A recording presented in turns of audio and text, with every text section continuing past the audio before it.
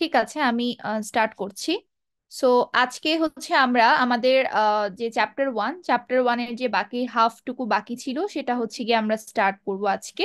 আজকে আমাদের চ্যাপ্টার 1 শেষ হয়ে যাবে। সো আজকে হচ্ছে আমরা পার্টিকুলারলি যে টপিকটা নিয়ে মানে আমরা মেইনলি হচ্ছে আমরা যে টপিকটা পড়বো আজকে সেটা হচ্ছে classification of contract. So last ক্লাসে আমি যদি একটু রিপিট করি লাস্ট ক্লাসের কন্টেন্ট গুলো, লাস্ট ক্লাসে আমি আপনাদেরকে কন্ট্রাক্টের সাথে এগ্রিমেন্ট আর প্রমিসের রিলেশনশিপটা আমি পড়িয়েছি। আমি আপনাদেরকে বলেছিলাম যে কন্ট্রাক্ট করার জন্য আমার লাগবে হচ্ছে ভ্যালিড এগ্রিমেন্ট আর লিগ্যাল রিলেশনশিপ। ভ্যালিড এগ্রিমেন্ট আর লিগ্যাল রিলেশনশিপ থাকলেই কন্ট্রাক্ট হবে, কিন্তু সেই কন্ট্রাক্টটা যে ভ্যালিড হবে সেটার কিন্তু কোনো গ্যারেন্টি আপনি কিন্তু পাবেন না যতক্ষণ আপনি কিছু এসেনশিয়াল এলিমেন্টস এর ব্যবস্থা আপনার কন্ট্রাক্টে না করেন। এবং সেই এসেনশিয়াল এলিমেন্টস এর সংখ্যা ছিল কয়টা? 10টা। 10টা এসেনশিয়াল এলিমেন্টস ছিল। আমি যদি কয়েকটা যদি একটু বলি, যেমন কনসেন্ট, দুই পার্টির কনসেন্ট, এটা একটা ইম্পর্টেন্ট এলিমেন্ট ছিল। রিটেন অ্যান্ড রেজিস্ট্রেশন, এটা একটা ইম্পর্টেন্ট এলিমেন্ট ছিল। Capability of the party or business partner, এটা একটা ইম্পর্টেন্ট এলিমেন্ট ছিল। তারপর অফেরর থাকতে হবে, একসেপ্টর থাকতে হবে। এই জিনিসগুলো কিন্তু আমার এসেনশিয়াল এলিমেন্টস এর মধ্যে পড়ে।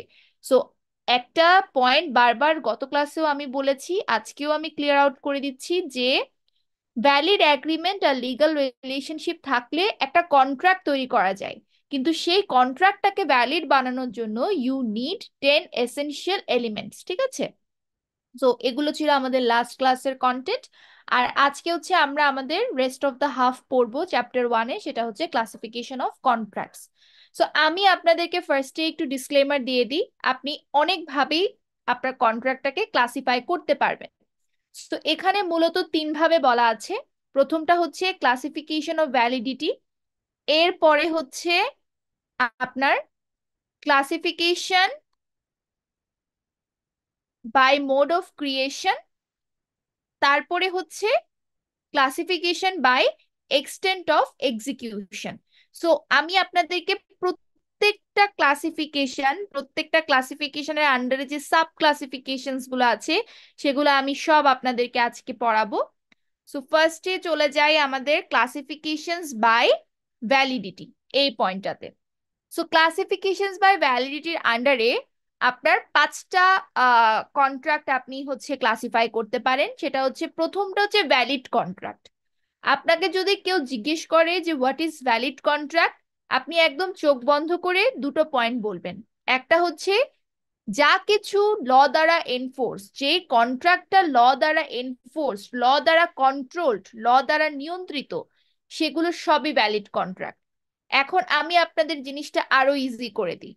যদি কখনো এরকম কোয়েশ্চেন আসে যে কখন আপনি একটা কন্ট্রাক্টকে ভ্যালিড বলতে পারবেন, এটার উত্তর কিন্তু আমি লাস্ট ক্লাসে আপনাদেরকে দিয়েছি, যে যদি আমার কন্ট্রাক্টে 10টা এসেনশিয়াল এলিমেন্টস উপস্থিত থাকে তখনই আমি সে কন্ট্রাক্টটাকে ভ্যালিড কন্ট্রাক্ট বলতে পারবো। আর যখন আপনার কন্ট্রাক্টের মধ্যে 10টা এলিমেন্ট উপস্থিত থাকবে তখনই আপনি ওই কন্ট্রাক্টটা ল দ্বারা সিকিউর করতে পারবেন। যেমন আপনি ধরেন একটা বাড়ি কিনলেন, কথার কথা। এখন বাড়িটা আপনি somehow illegal money or black money দিয়ে পারচেজ করেছেন, আপনার কাগজপত্রে কোনো সমস্যা আছে, বা এখানে একটা অবৈধ কোনো একটা কার্যকলাপ জড়িত এই প্রপার্টিটার সাথে, তখন আপনার কিন্তু দেখবেন যে ওই প্রপার্টিতে আপনার, ঠিক আছে, আপনি একটা আহ মানে একটা প্রপার্টি আপনি পারচেজ করেছেন, কিন্তু যেহেতু আপনি সেটা একদম স্মুথ ওয়েতে না গিয়ে বাঁকা পথে গিয়ে আপনি জিনিসটা কিনেছেন, আপনি যদি কখনো ইন ফিউচার সে প্রপার্টি নিয়ে ঝামেলায় পড়েন, আপনাকে তো কার কাছে যেতে হবে? অবশ্যই আইনের সহায়তা নিতে হবে। আইন আপনাকে হেল্প করবে না, কারণ আপনার যে মেইন যেটা নিয়ে আপনি তার দ্বারস্থ হয়েছেন, ল বা আইনের দ্বারস্থ হয়েছেন, সেটাই আপনার ভেজাল। সো এখানে জিনিসটা মনে রাখবেন, যদি আপনার কন্ট্রাক্টে 10টা এলিমেন্ট থাকে তখন সেই কন্ট্রাক্টটা ভ্যালিড। আর 10টা এলিমেন্ট থাকলে বাই ডিফল্ট সেই কন্ট্রাক্টটা কিন্তু ল দ্বারা সিকিউরড, ল দ্বারা এনফোর্সড, ল দ্বারা কন্ট্রোলড হয়ে যায়। সো আপনি যদি ওই কন্ট্রাক্টে যে কোনো রকম ঝামেলায় পড়েন, তখন কিন্তু law is there to help you. So প্রথমটা হচ্ছে ভ্যালিড কন্ট্রাক্ট। এবার আসি 2 নাম্বারটা। 2 নাম্বারটা হচ্ছে ভয়েডেবল কন্ট্রাক্ট। আচ্ছা, এটা একটু দেখে কনফিউজিং মনে হতে পারে যে হয় ভ্যালিড কন্ট্রাক্ট হবে না হয় ভয়েড কন্ট্রাক্ট হবে, মাঝখানে আবার ভয়েডেবল এটা কি? আচ্ছা, লাস্ট ক্লাসে আমি আপনাদেরকে, আপনাদের মনে আছে কিনা আমি জানি না, এসেনশিয়াল এলিমেন্টস পড়ানোর সময় প্রথম পয়েন্টেই বলেছিলাম যে একটা কন্ট্রাক্টে অফেরর থাকবে, একসেপ্টর থাকবে। মানে ওইখানে একজন অফার করবে, একজন একসেপ্ট করবে। ঠিক আছে? কখনো একজন মানুষ দিয়ে কন্ট্রাক্ট হয় না, সেখানে মিনিমাম দুইজন ব্যক্তি, দুইটা প্রতিষ্ঠান কিংবা দুইটা পার্টির ইনভলভমেন্ট সেখানে থাকতে হবে। এখন মনে করেন আমি কিন্তু আহ, গত ক্লাসে আরো একটা ইম্পর্টেন্ট পয়েন্ট বারবার বলেছি, সেটা হচ্ছে কনসেন্ট। এখন একটা জিনিস আমি বলি, ধরেন এগ্রিমেন্ট, এগ্রিমেন্ট মানে কি? You are agreeing on something, for example. এখন এগ্রিমেন্টটা আপনি মন মর্জি মতো বা নিজের ইচ্ছা বা নিজের ব্যক্তি স্বাধীনতা রেখেও আপনি হ্যাঁ বলতে পারেন, আবার কেউ আপনাকে ম্যানিপুলেট করতে পারে, আপনি কোন একটা স্ক্যামের আন্ডারে পড়ে গেলেন, বা কেউ আপনাকে ফোর্স করতেছে, কেউ আপনাকে ফোর্স করে আপনাকে হ্যাঁ বলালো। এখন যেহেতু হ্যাঁটা আপনার থেকেই আসছে, দুটোই কিন্তু এগ্রিমেন্ট হয়ে যাবে। বাট দ্য কোয়েশ্চেন ইজ, এখানে কিন্তু একটা অনেক বড় একটা পয়েন্ট মিসিং, সেটা হচ্ছে কি? সেটা হচ্ছে কনসেন্ট।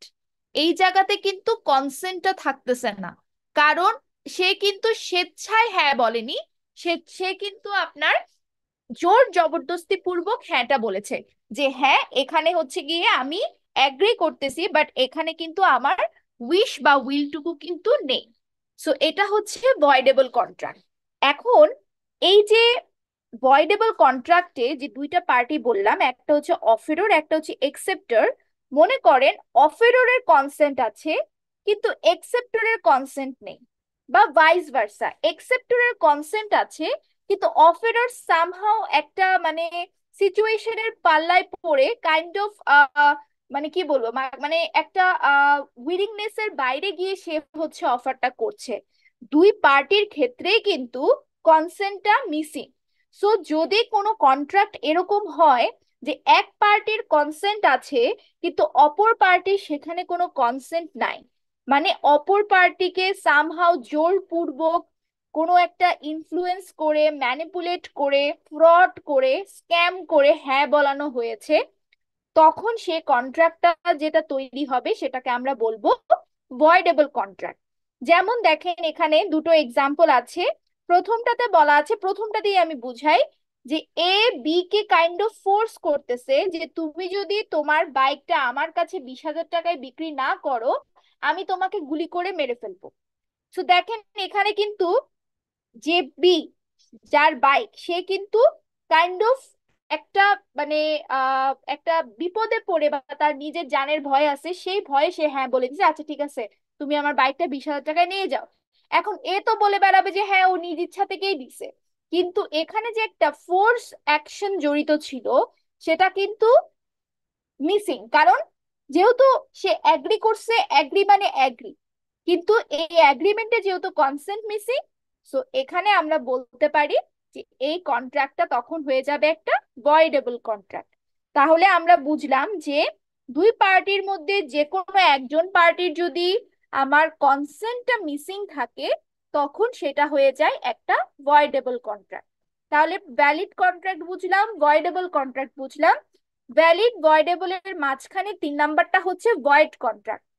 এখন ভয়েড কন্ট্রাক্ট আসলে আপনি আহ দুই ভাবে বলতে পারেন। মনে করেন আপনাদের মনে হতে পারে যে আসলে আহ যেখানে আমার এলিমেন্টস মিসিং থাকবে ওই কন্ট্রাক্টটাই ভয়েড হয়ে যাবে। হ্যাঁ, পার্শিয়ালি ইট ইজ ট্রু, যে আমার যদি কোনো একটা এলিমেন্ট সেই জায়গায় মিসিং থাকে তখন সেটা ভয়েড কন্ট্রাক্ট হয়ে যায়। কিন্তু এখানে আরো একটা সার্কামস্ট্যান্সেস আছে, যখন একটা ভ্যালিড কন্ট্রাক্ট মানে সবকিছু স্মুথলি যাচ্ছে, ল দ্বারাও কন্ট্রোলড, ল দ্বারাও এনফোর্স, সবই ঠিক আছে, but all of a sudden অথবা for some instant it got void.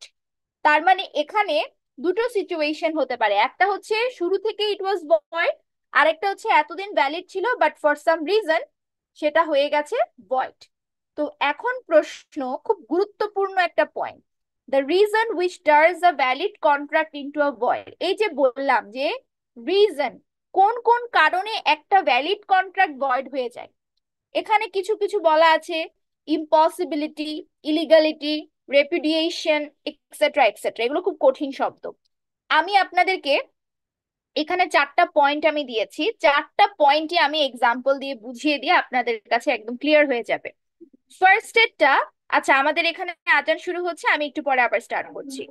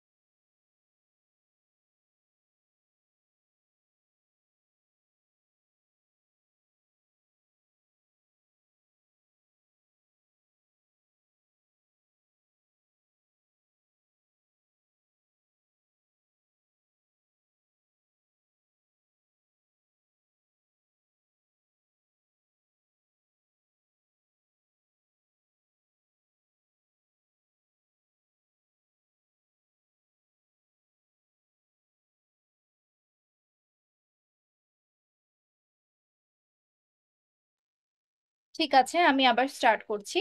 So যেটা বলছিলাম, যে একটা ভ্যালিড কন্ট্রাক্ট কি কি রিজনে ভয়েড হয়ে যেতে পারে সেটা আমরা একটু দেখি। সো ফার্স্ট পয়েন্টটা দেখেন, সুপারভেইনিং ইম্পসিবিলিটি।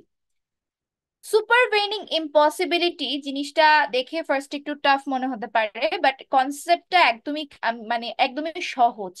মনে করেন এটা আমি আমাদের একটা মানে রিয়েল লাইফ এক্সাম্পল বা বাস্তবিক একটা সিচুয়েশন দিয়ে আপনাদেরকে বুঝাই, রাদার দেন ইন্ডাস্ট্রিয়াল অ্যাসপেক্টের থেকে আমি একটা রিয়েল লাইফ এক্সাম্পল দিয়ে আপনাদেরকে জিনিসটা বুঝাই। ফার্স্টে মনে করেন দুইটা ফ্যামিলির মধ্যে একটা মনে করেন একটা বিয়ের কথাবার্তা চলছে, ঠিক আছে? ব্রাইডের ফ্যামিলি, গ্রুমের ফ্যামিলি, দুইটা ফ্যামিলিতে মোটামুটি কথাবার্তা ঠিক, they are arranging a marriage for them, সবকিছুই ঠিক। এখন মনে করেন, থাকে না মানে, এটা যেমন আমাদের দেশের একটা কালচার, মনে করেন ডাউরির যে সিস্টেমটা, যে হ্যাঁ যৌতুক প্রথা, এটা দিতে হবে ওটা দিতে হবে, সো ধরে নেন এটা এরকমও তাদের মধ্যে কথাবার্তা ঠিক হলো যে এরকম এরকম দেওয়া হবে, বা আপনাদের যে কাবিননামার যে বিষয়টা থাকে যে হ্যাঁ এরকম কাবিননামা দেওয়া হবে, সবই একদম কথাবার্তা সব ঠিক। এখন কোনো কারণে মনে করেন যৌতুক দেওয়া টেওয়া সবকিছুই শেষ, বা দেওয়ার কথাবার্তা চলছে সামনে যে হ্যাঁ এরকম এত টাকা দিবে বা জিনিস দিবে, কোনো কারণে ব্রাইড অর গ্রুমের যে কোনো একজন মারা গেল। এখন যদি দুজনের যে কোনো একজন যদি মারা যায়, তাহলে সেখানে কিন্তু আর কোনো ধরনের ম্যারেজ হওয়ার কিন্তু আর কোনো, মানে আর তো কোনো ওয়ে নাই, বিকজ একজন মারা গেছে। এখন যদি সেখানে কোনো ম্যারেজই না থাকে, সেখানে কিন্তু কোনো ডাউরি দেওয়ারও কোনো আর কথা থাকছে না যে হ্যাঁ এত টাকা দেওয়া হবে বা এটা দেওয়া হবে ওটা দেওয়া হবে। তো তখন ওই মানে ওই তাদের মধ্যে যে একটা কন্ট্রাক্ট বা এগ্রিমেন্ট হয়েছে যে হ্যাঁ এটা দেয় এটা দেওয়া হবে ওটা দেওয়া হবে, তখন আর তারা কেন দিবে? কারণ তারা বেসিক্যালি দিত কেন যদি বিয়েটা হতো, বাট যেহেতু এখন বিয়েটা হওয়ার কোনো সুযোগ নেই, তো সেখানে আর জিনিসটা মানে ডাউরিটা দেওয়ারও কিন্তু আর কোনো সেখানে সুযোগ থাকতেছে না। তখন ওই কন্ট্রাক্টটা হয়ে যায় একটা ভয়েড কন্ট্রাক্ট। মানে এটা একটা ইম্পসিবিলিটিতে পরিণত হয়ে গেছে, কারণ this is impossible because one of them died. ঠিক আছে, একজন যদি মারা যায় তাহলে সেখানে তো আর বিয়ে হওয়াটা তো এখন একটা লিটারালি এখানে তো বিয়ে হওয়ার পসিবল না। সো এখানে একটা ইম্পসিবিলিটি চলে আসে। তো সুপারভেনিং ইম্পসিবিলিটি মানে যেটা এতদিন যাবত সবকিছু ঠিক ছিল, অল অফ আ সাডেন কিছু ইনসিডেন্টের জন্য, বা এমন একটা ইনসিডেন্ট বা ইরিভার্সেবল একটা ইনসিডেন্ট। মনে করেন এখানে দুটো দুটো জিনিস আমি আপনাদেরকে একটু ক্লিয়ার করে দিই, একটা হচ্ছে আনসার্টিনিটি, আরেকটা হচ্ছে ইম্পসিবিলিটি। আনসার্টিনিটির মধ্যেও কিন্তু একটা সামহাউ দেয়ার ইজ আ রে অফ হোপ যে জিনিসটা হতে পারে, কিন্তু ইম্পসিবিলিটি মানে সেটা হবার কোনো সুযোগই নেই। তো এটা তো শুরু থেকে এমন ছিল না, শুরু থেকে তাদের মধ্যে কথাবার্তা সব ঠিক ছিল, কিন্তু একজন যদি মারা যায় তাহলে সেখানে আর বিয়ে হওয়ার কোনো পসিবিলিটি থাকছে না। সো সেটা হয়ে যাবে তখন ইম্পসিবিলিটি। আর এই ধরনের ইম্পসিবিলিটি যদি কোনো একটা ভ্যালিড কন্ট্রাক্টে হঠাৎ করে চলে আসে, তখন সেটা হয়ে যাবে কি একটা ভয়েড কন্ট্রাক্ট। সো এটাই হচ্ছে এ নাম্বার পয়েন্ট, সুপারভেনিং ইম্পসিবিলিটি। দুই নম্বরটা হচ্ছে সাবসিকুয়েন্ট ইলিগালিটি। এখন শুরু থেকেই যদি কোনো কিছু ইলিগাল থাকে, আপনি যদি কোনো ইলিগাল অবজেক্ট বা ইলিগাল ওয়েতে কন্ট্রাক্ট করেন, সেটা তো শুরু থেকেই ভয়েড। কিন্তু মনে করেন সবকিছু আগে ঠিক ছিল, হঠাৎ করে একটা জিনিস ইলিগাল হয়ে গেল, হতেই পারে যেমন দেশের নিয়ম কানুন চেঞ্জ হয়, অনেক কিছুই আসলে, মানে অনেক ধরেন যে জিনিসটা ধরেন আমি যদি একটা লাইক একটা একটা কমন এক্সাম্পল দিই, ধরেন ইন্ডিয়াতে ইন্ডিয়াতে অ্যালকোহল এতদিন লিগাল ছিল, বাট গভর্নমেন্ট রুলস করে দিয়েছে, নতুন গভর্নমেন্ট এসেছে ক্ষমতায়, সে রুলস করে দিয়েছে যে alcohol is illegal now.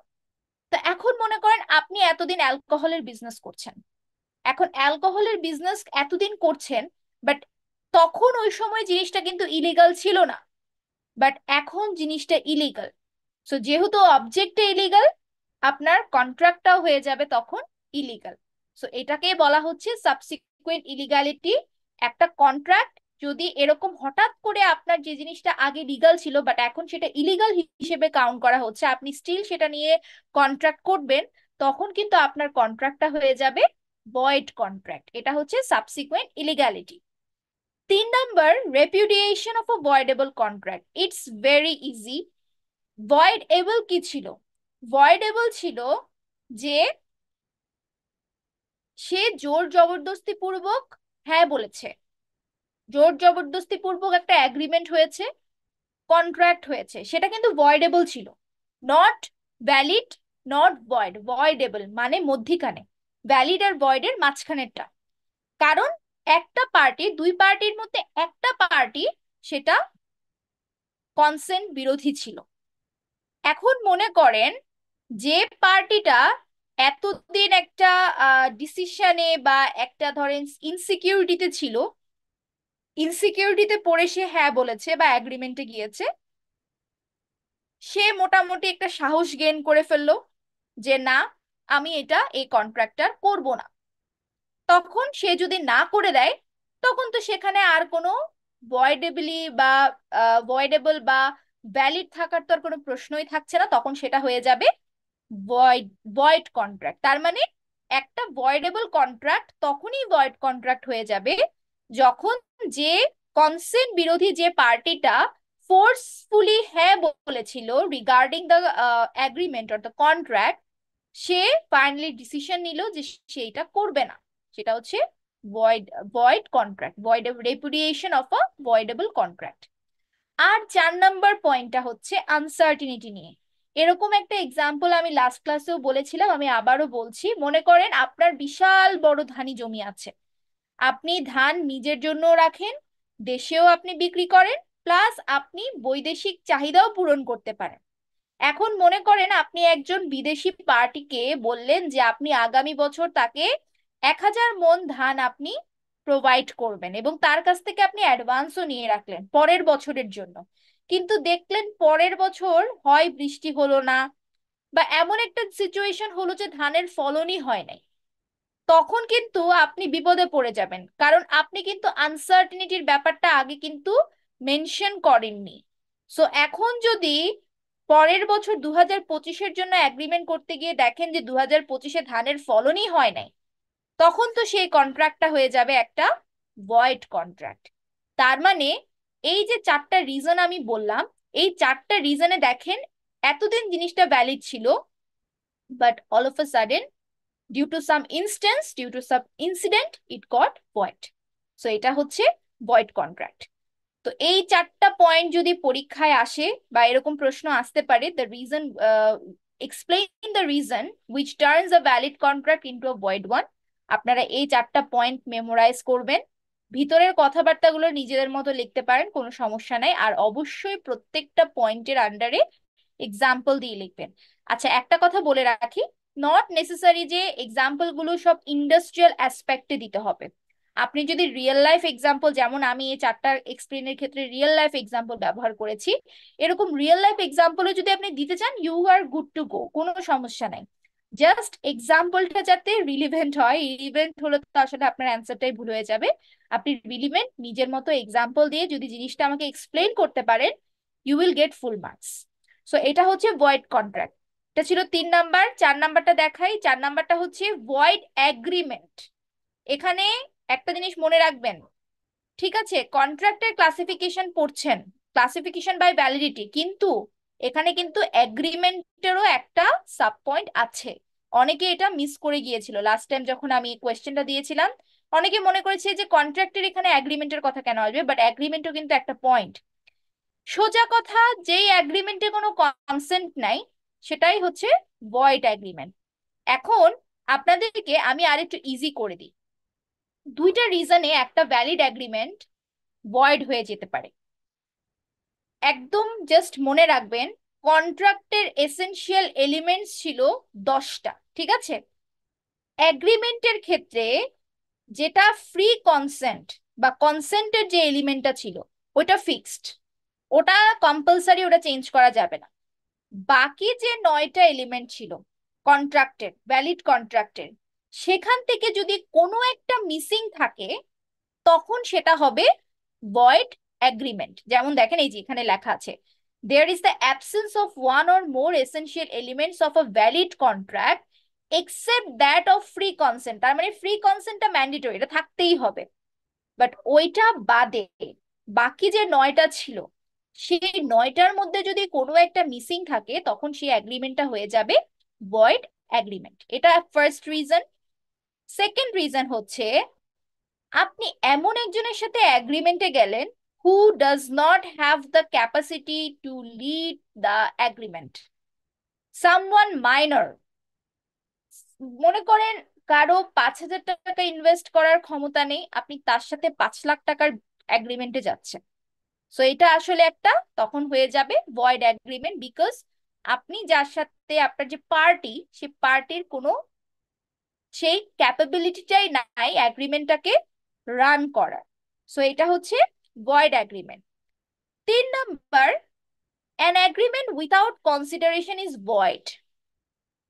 Consideration কি? লাস্ট দিন কিন্তু আমি বলেছিলাম কনসিডারেশনটা কি। কনসিডারেশন নিয়ে আপনাদের আলাদা একটা চ্যাপ্টারই আছে, 3 নাম্বার চ্যাপ্টার। কনসিডারেশন হচ্ছে when you are expecting something in return। আমি ফার্স্ট ক্লাসে একটা কথা বলেছি, industry is not a charity, business is not a charity. আপনি বিজনেস করছেন to get some profit, to you are expecting something in return. আপনি industry run করছেন to gain profit, সোজা কথা। এখন আপনি যখন কারোর সাথে এগ্রিমেন্ট করবেন, সেই এগ্রিমেন্টে অবশ্যই আপনার নিজেরও কিছু লভ্যাংশ থাকতে হবে। যদি আপনার নিজের কোনো পোর্শন অফ প্রফিটস যদি না থাকে, আপনার যদি এখান থেকে কোনো ফায়দাই না হয়, আলটিমেটলি সেই অ্যাগ্রিমেন্টটা ভয়েডই। I know it sounds very weird, but it is what it is, যে an agreement without consideration is void. তাহলে আমি যদি আবার রিপিট করি, এসেনশিয়াল এলিমেন্টস এর, কন্ট্রাক্টের এসেনশিয়াল এলিমেন্টস এর 10টা পয়েন্টের মধ্যে ফ্রি কনসেন্টটা ম্যান্ডেটরি। বাকি যে 9টা ছিল, সেই 9টার মধ্যে যদি একটা মিসিং থাকে, তখন সেই অ্যাগ্রিমেন্টটা হয়ে যাবে ভয়েড। অ্যাগ্রিমেন্ট যদি কোনো মাইনরের সাথে আপনি করেন, তখন সেটা হয়ে যাবে ভয়েড। অ্যাগ্রিমেন্টে যদি কোনো কনসিডারেশন না থাকে, তখন সেটা হয়ে যাবে ভয়েড। সো মনে রাখবেন, ভয়েড অ্যাগ্রিমেন্ট কিন্তু ক্লাসিফিকেশন বাই ভ্যালিডিটির আন্ডারে, মানে কন্ট্রাক্ট ক্লাসিফিকেশনের মধ্যে কিন্তু একটা পয়েন্ট হচ্ছে void agreement. 5 number point, unenforceable contract. ঠিক আছে, মনে করেন আপনি আপনার এন্ড থেকে সব কিছু রেডি করেছেন, সব ডকুমেন্টস এন্ড এভরিথিং, বাট সেটার কোনো প্রপার স্ট্যাম্প বা লিগাল স্ট্যাম্প আপনার নাই, তখন কিন্তু সেটা ল এর আন্ডারে আর থাকছে না।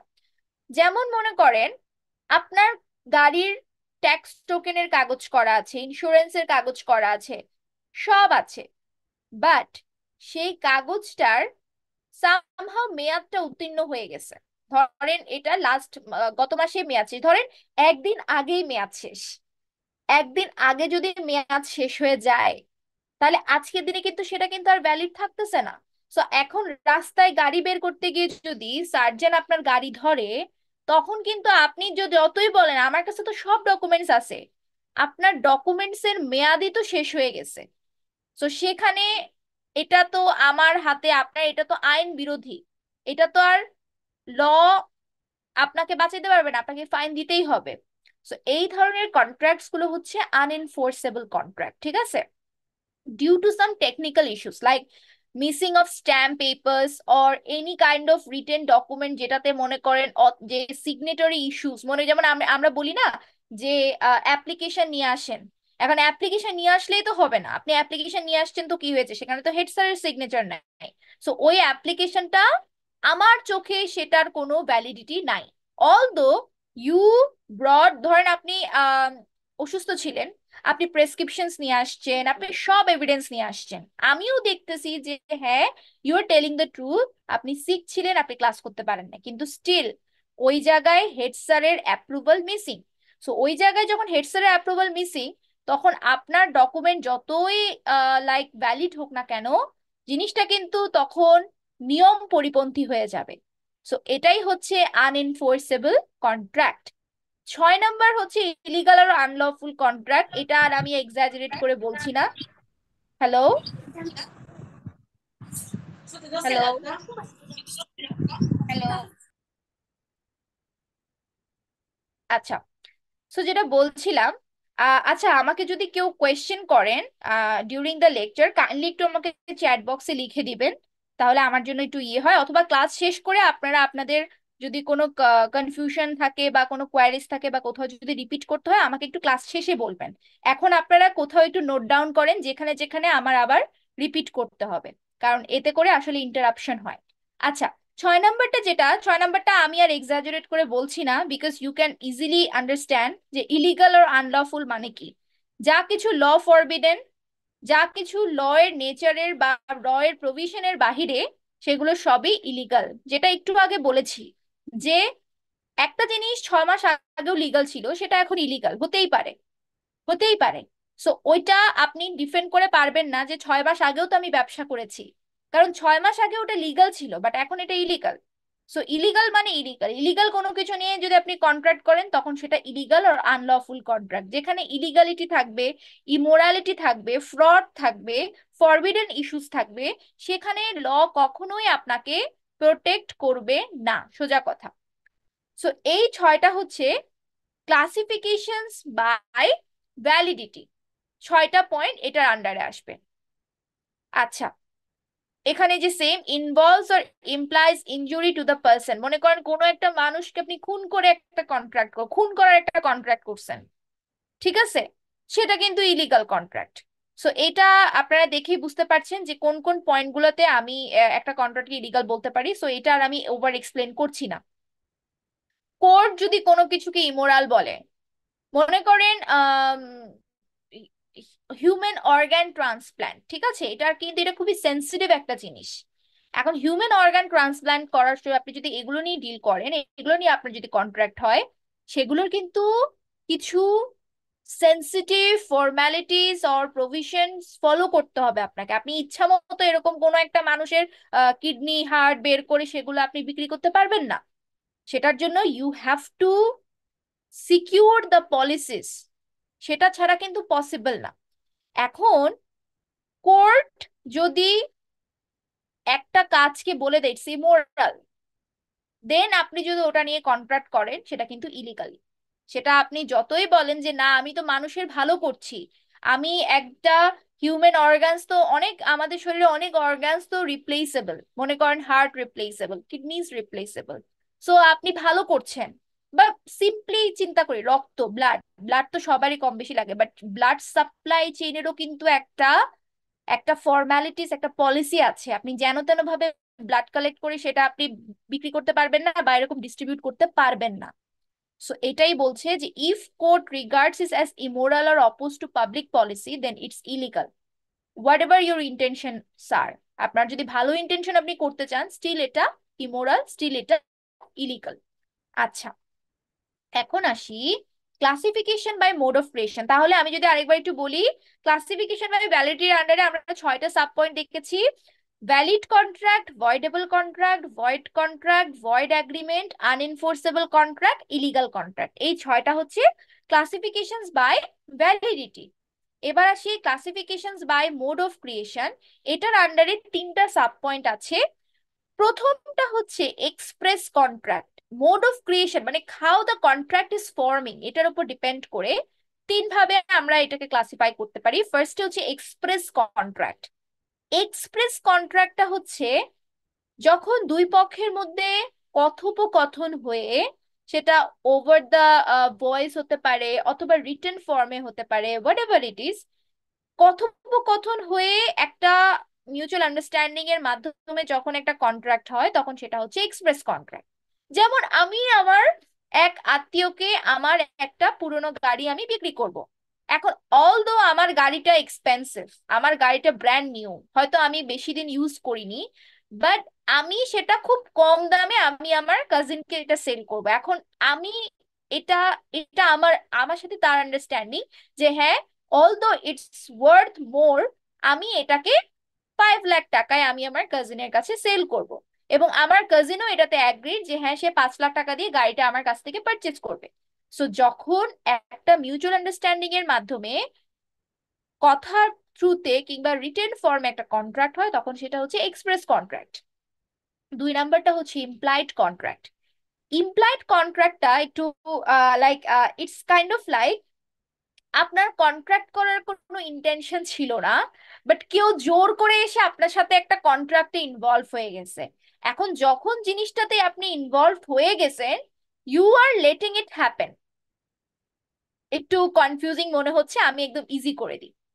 মনে করেন আমরা যখন কোনো ট্রেনে যাই কিংবা বাসে যাই বা যেখানে, বিশেষ করে ট্রেনে, বাসে তো না, ট্রেনে, ওখানে কিন্তু অনেক কুলিরা থাকে। এখন আপনার ইন্টেনশন নাই আপনি কোনো কুলি হায়ার করে আপনার লাগেজ গুলো আপনি ওনাকে দিয়ে ক্যারি করাবেন, আপনি জাস্ট নিজেই ওটা ক্যারি করতেন। But all of a sudden একজন কুলি এসে আপনাকে কাইন্ড অফ কথা বলতে না বলতে আপনার লাগেজ গুলো উনার কাঁধে উনার মাথায় তুলে ফেললো। এখন উনি যখন তুলে ফেলছে আপনি তো আর তাকে বলতে পারেন না যে না এটা নামায় ফেলে না, আপনাকে আমার দরকার নাই, বিকজ উনি কষ্ট করে ওটা তুলে ফেলছে। অলদো ফার্স্টে আপনার ইন্টেনশন ছিল না কুলি হায়ার করার, বাট একজন কুলি যখন উনি এসে হঠাৎ করে আপনার কাছ থেকে মানে লাগেজগুলো নিয়ে সেটা ক্যারি করতেছে, তখন আপনি মনে করছেন আচ্ছা ঠিক আছে আমাকে আগায় দিয়ে আসুক, আমি ওনাকে কিছু টাকা দিয়ে দেবো। So if a contract forms like this kind of a force, মানে কেউ যে একটা জোর করে উঠে পড়ে এসে, মানে ওই যে এটা এটা একটা বাংলা একটা কথা আছে, উড়ে এসে জুড়ে বসলো, এরকম উড়ে এসে জুড়ে বসে যদি কেউ একটা কন্ট্রাক্ট করে, বাট ওটাতে আপনার কোনো আপত্তি নাই, আপনি এটা হতে দিচ্ছেন, আপনার কনসেন্ট আছে, তখন সেটাকে বলে ইমপ্লাইড কন্ট্রাক্ট। আমার কন্ট্রাক্টটা করার ইন্টেনশন ছিল না, বাট যেহেতু এটা চলে আসছে I am just considering it. So এটাই হচ্ছে ইমপ্লাইড কন্ট্রাক্ট। 3 নাম্বারটা হচ্ছে কনস্ট্রাকটিভ অর কাজী কন্ট্রাক্ট। এটা হচ্ছে আপনার কোনো ইন্টেনশন ছিল না কন্ট্রাক্টে কন্ট্রাক্টে ইনভলভ হওয়ার, বা সামনেও কন্ট্রাক্টের কোনো মানে ইন্টেনশনই নাই, কিন্তু আপনি যখন একবার ইনভলভ হয়ে গেছেন, you just have the responsibility now to pursue it. কিভাবে আমি একটু বলি।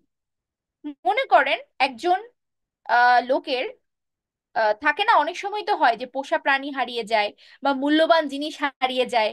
ধরেন একজনের কাছে, বিশেষ করে প্রাণীদের ক্ষেত্রে এটা হয়, বা মানুষও হারায় গেলে এরকম হয় যে, বিশেষ করে প্রাণীদেরটা বলি, মনে করেন কারো একজন পালিত কুকুর বা পালিত বিড়াল হারায় গেছে, এখন তার কাছে এটা এতই প্রিয় সে এরকম একটা সার্কুলার দিল যে কেউ যদি এটা পেয়ে থাকে তাকে আমি 50,000 টাকা রিওয়ার্ড দিব, বাট কেউ যদি এটা পেয়েও আমার কাছে ফেরত না দেয় তাহলে তার বিরুদ্ধে আমি লিগাল অ্যাকশন নেব। তাহলে দেখেন, ওই প্রাণীটাকে যদি কেউ খুঁজে পায়, তার সেটা রিটার্ন করলে সে ওটার জন্য 50,000 টাকা পাবে, বাট সে যদি ওটা রিটার্ন না করে তখন কিন্তু সে আবার বিপদে পড়ে যাবে। এখন মনে করেন আপনি রাস্তা দিয়ে হাঁটছেন, কোনো একজন ব্যক্তির এরকম একটা বিড়াল হারিয়ে গেছে, বিড়ালটাকে আপনি পেয়েছেন, এখন ওই বিড়ালটা আপনার রেখে দিতে মন চাচ্ছে, বিড়ালটা এত সুন্দর দেখতে মনে হচ্ছে আপনি এটা বাসায় নিজের কাছে রেখে দেন, বাট এখন কিন্তু আপনি একটা ইনভলভড হয়ে গেছেন, আপনি যদি রিটার্ন করেন আপনি টাকা পাবেন,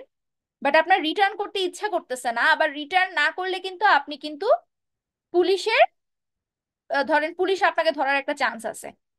সো এই ধরনের কন্ট্রাক্টস গুলোকে বলে কনস্ট্রাকটিভ অর কাজী কন্ট্রাক্ট, যেখানে কাইন্ড অফ লাইক আমি যদি আমার ইন্টেনশন ছিল না ইনভলভ হওয়ার, বাট সামহাও এটা আমার কাছে চলে আসছে, এখন আমাকে আমি কাইন্ড অফ এটা করতে বাধ্য, আমাকে এটা করতেই হবে। ইমপ্লয়েড কন্ট্রাক্টে কিন্তু কোনো বাধ্যবাধকতা ছিল না, ইমপ্লয়েড কন্ট্রাক্টে আপনি কিন্তু উইলিংলি কুলিকে আপনার লাগেজটা ক্যারি করতে দিচ্ছেন, কিন্তু কনস্ট্রাকটিভে একটা বাধ্যবাধকতা চলে আসে যে কন্ট্রাক্টটা করলে you will be rewarded, but কন্ট্রাক্টটা না করলে you will face punishment. Although আপনারা এখন বলতে পারেন যে ম্যাম তাহলে তো এখানে তো কনসেন্ট থাকতেছে না, এখানে কিন্তু কনসেন্টটা কিন্তু আপনি ওইভাবে দেখবেন না। ধরেন এটা একজনের আমানত, এটা আপনি পেয়েছেন, এটা রিটার্ন করে দেওয়াটা আপনার দায়িত্ব। সো এখানে আপনি রিটার্ন করতে চাচ্ছেন না, এটা কিন্তু উল্টা আরো আপনি কিন্তু দোষের ভাগীদার হবেন যে আপনি একজনের জিনিস তাকে ফেরত দিচ্ছেন না। সো এখানে কনসেন্ট কাউন্ট হবে না, কনসেন্ট তখনই যদি কেউ আপনাকে জোর জবরদস্তি পূর্বক কোনো কিছু করাইতে চায়, সেটা হচ্ছে কনসেন্ট। সো এটাই হচ্ছে কনস্ট্রাকটিভ আর কাজী কন্ট্রাক্ট। এই তিনটাকে বলবো আমরা মোড অফ ক্রিয়েশন। পরীক্ষায় যদি ম্যাম আসে অ্যাগেন পয়েন্টস গুলো ঠিক রাখবেন, ভিতরের কথা আপনি নিজের মতো লেখেন, কনসেপ্ট ঠিক থাকতে হবে, উল্টাপাল্টা লিখলে হবে না। আর এক্সাম্পল ম্যাম একটা দিয়ে, কোয়েশ্চেন ছিল। হ্যাঁ আমি একটু পরে সুযোগ দিচ্ছি, একটু আমাকে সময় দিন। সো এই কন্ট্রাক্টস গুলো কিন্তু আপনারা এভাবে জিনিসটা লিখবেন, এক্সাম্পলটা রিয়েল লাইফ এক্সাম্পল দিয়েও লিখতে পারেন, শুধু এই চ্যাপ্টারের জন্য না, সব চ্যাপ্টারের জন্য রিয়েল লাইফ এক্সাম্পল দিয়ে, ধরেন আমি যা বলছি ক্লাসে সেটাও যদি হুবহু লেখেন নো প্রবলেম, আর যদি নিজের মন মতো লিখতে চান সেটাও লিখতে পারেন। হ্যাঁ, যিনি কোয়েশ্চেন করতে চাচ্ছিলেন বলেন। ম্যাম এখানে ইমপ্লয়েড কন্ট্রাক্ট যেটা আছে ওইটার জি। মধ্যে ম্যাম যদি ইমপ্লয়েড কন্ট্রাক্টের মধ্যে যদি আমরা কনসেন্ট না রাখি যে হ্যাঁ। কুলি আমার ইয়াটা নিতে চাচ্ছে বাট আমি এটা চাচ্ছি না নিতে, তখন কি হ্যাঁ, এই কন্ট্রাক্ট কি অ্যাপ্লিকেবল হবে? না তখন এটা কোনো কন্ট্রাক্টই হবে না, আপনি উনাকে মানা করে দিবেন যে না ভাই আমার আপনার দরকার নাই, আমি আমার নিজের লাগেজ নিজেই টানবো, ওইটা তখন কোনো কন্ট্রাক্ট হবে না। কন্ট্রাক্টে কিন্তু থাকবে হচ্ছে কনসিডারেশন, কনসিডারেশন মানে কি, to get something in return. কুলি যদি আপনার লাগেজ গুলো ক্যারি করে তাহলে আপনার লোডটা নিতে হচ্ছে না, আপনি একটা ফেসিলিটি পাচ্ছেন, আপনি একটু আরাম পাচ্ছেন, এটা হচ্ছে আপনার কনসিডারেশন। আর কুলির কনসিডারেশন হবে হচ্ছে উনি এই কাজটা করে আপনার থেকে কিছু টাকা নিবে। সো দুই পক্ষেরই কিন্তু এখানে কনসিডারেশন জড়িত। But if you are denying him to take your luggage, সেখানে কিন্তু কনসিডারেশন আর থাকছে না। আর যেই কন্ট্রাক্টে কোনো কনসিডারেশন থাকবে না, সেটাতে আসলে কোনো কন্ট্রাক্টই হবে না। বা আপনার উইলিংনেস বা আপনার কনসেন্ট যদি না থাকে, যদি আপনি তাকে জিনিসটা ক্যারি করতে দেন যে আচ্ছা ঠিক আছে আসছেন যখন নেন, তখন সেটা হবে ইমপ্লাইড কন্ট্রাক্ট। আমি কি বুঝাতে পেরেছি যিনি কোশ্চেন করেছেন? জি ম্যাম, থ্যাংক ইউ। আ- আচ্ছা ঠিক আছে, থ্যাংক ইউ কোয়েশ্চেন করার জন্য। আমি লাস্টে আবার সবাইকে সুযোগ দিব, কারো কোয়েশ্চেন থাকলে আমাকে করতে পারেন। আচ্ছা, লাস্ট স্লাইড এই চ্যাপ্টারের, মানে লাস্ট যেটা, সেটা হচ্ছে classification by extent of execution. Execution মানে কি? কন্টিনিউ করা। কন্টিনিউ করা বা আপনি কিভাবে কাজটা স্টার্ট করবেন এন্ড কন্টিনিউ করবেন, দুইটা ভাবে আপনি এটাকে বুঝে নিতে পারেন। ফার্স্টে হচ্ছে এখানে আবার দুই ধরনের সাব পয়েন্ট আছে, একটা হচ্ছে এক্সিকিউটেড আর একটা হচ্ছে এক্সিকিউটরি। এক্সিকিউটেড মানে যেসব কন্ট্রাক্টে ইমিডিয়েট অ্যাকশনে আপনার কাজ হয়ে যাবে। যেমন আপনি দোকানে গেলেন, আপনার জিনিস প্রয়োজন, আপনি জিনিসটা কিনলেন, টাকা দিলেন, জিনিসটা নিয়ে চলে আসলেন, বাস শেষ, আর কোনো কাজ নেই। সেটা হচ্ছে এক্সিকিউটেড কন্ট্রাক্ট হয়ে গেল। বাট কিছু কিছু কন্ট্রাক্ট থাকে যেখানে কিছু ফিউচার অ্যাক্টিভিটিস ইনভলভ থাকে। মনে করেন আপনি একটা ফ্রিজের দোকানে গেলেন, আপনার একটা ফ্রিজ কেনা খুবই জরুরি, বাট এই মুহূর্তে আপনি পুরো টাকা দিয়ে ফ্রিজটা কিনতে পারবেন না। আপনি কি করলেন? আপনি তাকে, আপনি একটা ইনস্টলমেন্টে ফ্রিজটা নেওয়ার একটা একটা প্ল্যানিং করলেন, বা ইএমআই সিস্টেমটা আপনি নিলেন, যেখানে আপনি প্রতি মাসে অল্প অল্প টাকা ইনস্টলমেন্টে দিয়ে আপনি ফ্রিজটা নিবেন। তাহলে দেখেন, you are agreeing or you are making a contract যে ফ্রিজটা আপনিই পারচেস করবেন। এটা আপনারই জিনিস, আপনি অলরেডি ফ্রিজটা বাসায়ও নিয়ে আসছেন, কিন্তু এখনো পুরো টাকাটা আপনি দেননি। আপনি প্রতি মাসে মাসে 1 বছর ধরে আপনি পেমেন্ট দিয়ে পেমেন্টটা ক্লিয়ার করবেন। সো যে ধরনের কন্ট্রাক্টে ফিউচার অ্যাকশনস ইনভলভ থাকে, সেই কন্ট্রাক্ট গুলোকে আমরা বলি হচ্ছে এক্সিকিউটরি কন্ট্রাক্ট। আর যেসব কন্ট্রাক্টে ইমিডিয়েট অ্যাকশনে কাজ হয়ে যায়, সেগুলো হবে এক্সিকিউটেড কন্ট্রাক্ট। সো এক্সিকিউটেড কন্ট্রাক্টে তেমন একটা ঝামেলা না থাকলেও এক্সিকিউটরিতে কিন্তু ঝামেলা থাকে। যেমন মনে করেন এরকম থাকে না, বিশেষ করে এটা অনলাইনে অনেক হয়, যারা অনলাইনে অনেক কেনাকাটা করেন তারা এটা ভালো রিলেট করতে পারবেন, বা যারা বিজনেস করেন। আমি জানি আমাদের স্টুডেন্টদের মধ্যে অনেকেই অনলাইনে বিজনেস করেন, উইচ ইজ রিয়েলি অ্যাপ্রিসিয়েটিং।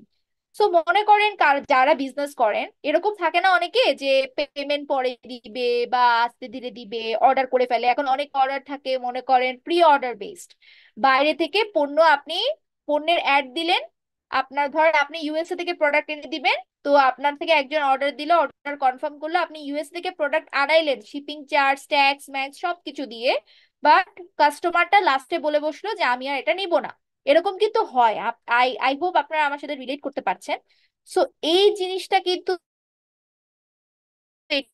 অন্যায় হবে, কারণ একজন আপনার কথা ভরসা করে সে এত দূর থেকে, বিশেষ করে ঘড়ি বা দামি দামি যে জিনিসগুলো আছে, যারা হচ্ছে গিয়ে এই দামি দামি জিনিসগুলো আনায় দেশের বাহির থেকে, তাদের জন্য কিন্তু এটা অনেক বড় একটা লস। সো এক্সিকিউটরি কন্ট্রাক্টে কিন্তু ওটাতে লয়ের কন্ট্রোলটা বেশি থাকে। কেউ যদি আপনার সাথে এই ধরনের অন্যায় করে যে আপনাকে তার এগ্রিমেন্টে আপনি জিনিসটা করলেন, বাট সে পরে দিয়ে এটা ব্যাক অফ করলো, তখন কিন্তু এটা কি হয়ে যাবে, এটা কন্ট্রাক্ট এগেইনস্ট হয়ে যাবে। সো ওখানে তখন শাস্তির জন্য কিন্তু ব্যবস্থা থাকে, বিশেষ করে বড় বড় বিজনেস গুলোর ক্ষেত্রে। সো এই ছিল আমাদের ক্লাসিফিকেশনস অফ কন্ট্রাক্টস। 3 ধরনের ক্লাসিফিকেশনস আমরা দেখেছি, প্রত্যেকটা ক্লাসিফিকেশনের সাব ক্লাসিফিকেশনস দেখেছি। সো আরো আছে, বাট আপনাদের সিলেবাসে এই কয়েকটাই ছিল, আমি এই কয়েকটাই হচ্ছে আপনি স্লাইডে ইনক্লুড করেছি। আচ্ছা, এখন আমাকে বলেন যে এতক্ষণ পর্যন্ত যা বললাম, কারো কোথাও কোনো কনফিউশন আছে কিনা বা কোনো কোয়েশ্চেন আছে কিনা। একজন মেয়ে মনে হয় আমাকে কোয়েশ্চেন করছিলেন, আমি তাকে মাঝপথে থামিয়ে দিয়েছি। যদি উনি আবার কোয়েশ্চেন করতে চান করতে পারেন, আর না হলে আমি অ্যাটেন্ডেন্সে চলে যাব।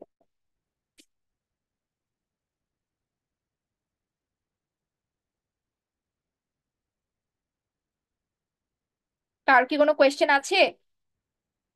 আচ্ছা আচ্ছা, আচ্ছা থ্যাংক ইউ। এক্সিকিউটেড কন্ট্রাক্টটা যদি আবার বলতেন। Executed is very simple. আপনার মনে করেন দোকান থেকে কিছু জিনিস দরকার, আপনি দোকানে গেলেন, দোকানে গিয়ে দোকানদারকে বললেন আমাকে এগুলো এগুলো এনে দেন, বা ধরেন আহ একদম ইমিডিয়েট হতে হবে নট নেসেসারি। আমি যদি টাইম পিরিয়ডটা বলি, ধরেন উইকের মধ্যে কাজটা হয়ে যাবে, বা 1 মাসের মধ্যে কাজটা হয়ে যাবে। কিন্তু যদি সেটা বছর যায়, তখন সেটা হয়ে যাবে এক্সিকিউটরি। এক্সিকিউটিভ মনে করেন আপনি একজন দোকানিকে বললেন যে আমাকে এই জিনিসটা একটু এনে দিয়েন, তো উনি এই জিনিসটা আপনার কথা মোতাবেক এনে দিছে। এনে দেওয়ার পর আপনি দোকানে গেলেন, দোকানে গিয়ে টাকা দিয়ে জিনিসটা নিয়ে আসছেন, সেটা হচ্ছে এক্সিকিউটেড কন্ট্রাক্ট, ইমিডিয়েট অ্যাকশনে হয়ে গেল। আর এক্সিকিউটরি হচ্ছে যেখানে একটা লং টার্ম কমিটমেন্টের ব্যাপার থাকে, একটা লং টার্ম অ্যাকশনস ইনভলভ থাকে। যেমন ইএমআই, অল্প অল্প করে টাকা দিয়ে দিয়ে আপনি একটা পণ্য পারচেস করবেন, সেটাকে বলে এক্সিকিউটরি কন্ট্রাক্ট। সো এটাই ছিল আর কি। আর কারো কোনো কোয়েশ্চেন আছে?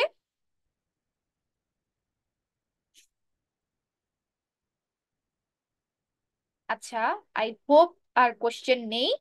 যদি এখন আপনারা বলতে শাই ফিল করেন সবার সামনে, কোনো সমস্যা নাই। আমার সাথে আপনারা পার্সোনালি কন্টাক্ট করেও একদিন ভার্সিটিতে যদি যা যা সমস্যা থাকে আমার থেকে এসে বুঝে নিয়ে যেতে পারবেন। আচ্ছা, আমি তাহলে অ্যাটেন্ডেন্সটা নিয়ে নিই।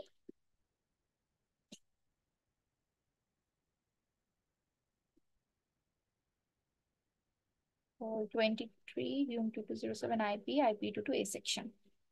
আচ্ছা, আমরা একটু স্লো যাচ্ছি, বাট সামনে আরেকটু ফাস্ট করতে হবে আমাদের। Already it's like 4th week. আমাদের আরো 6টা চ্যাপ্টার বাকি। 6টা চ্যাপ্টারের মধ্যে প্রথম বা যে দুটো চ্যাপ্টার বাকি, যে দুটো চ্যাপ্টার মানে ফার্স্ট 2টা চ্যাপ্টার, এই 2টা চ্যাপ্টার একটু লেন্দি, সো ওইটাতে আমি 2টো করে ক্লাস ধরছি। সো আমাদের আরো 8টা ক্লাস লাগবে, আর দুটো কুইজের জন্য 2 weeks. Ma'am, so ultimately 10 weeks লাগবে। ইয়েস, কে বলছেন? ম্যাম আমার হচ্ছে যে মাঝখান দিয়ে কানেকশন চলে গেছিল, তো অ্যাটেন্ডেন্স হচ্ছে মেবি মিস হয়ে গেছে আমার। আমি এখনো অ্যাটেন্ডেন্সে যাইনি বাবা, একটু ওয়েট করেন। ও আচ্ছা, সরি ম্যাম। না না, ইটস ওকে। হ্যাঁ, তো যেটা বলছিলাম, আমাদের আছেই আর 10 উইক, একদম টাইট টাইট অবস্থা। সো ক্লাস যদি দেখা যায় যে সপ্তাহের ক্লাস সপ্তাহেই করে ফেলতে হবে। যদি এমন হয় যেমন আজকের মতো ইনসিডেন্ট যদি হয়, আজকে কিন্তু অনলাইনে নিচ্ছি আমি with the permission of the authority, because আমার অফিসের রুমের এসি নষ্ট, তো যার কারণে আমি যে ক্লাস করে যে আমি যে বসবো সেটা আসলে কোনো সুযোগ নেই। তো যার কারণে I got the permission, but আমি কিন্তু এরকম সবসময় পারমিশন পাবো না। তো যদি কোনো কারণে আমাদের মানডের ক্লাসটা যদি একটু মিস হয়, বা মানডের ক্লাসটা যদি আমাদের রিস্কেজুল করতে হয়, আমাদের কিন্তু উইকের ক্লাস উইকে করে ফেলতে হবে। ঠিক আছে? সো এটা আমি আপনাদেরকে আগেই জানিয়ে দিলাম, বিশেষ করে সিআরদেরকে আমি জানিয়ে দিলাম। আপনারা একটু কোঅপারেট করবেন। আচ্ছা, আমি অ্যাটেন্ডেন্সটা নিয়ে নিই। আজকে হচ্ছে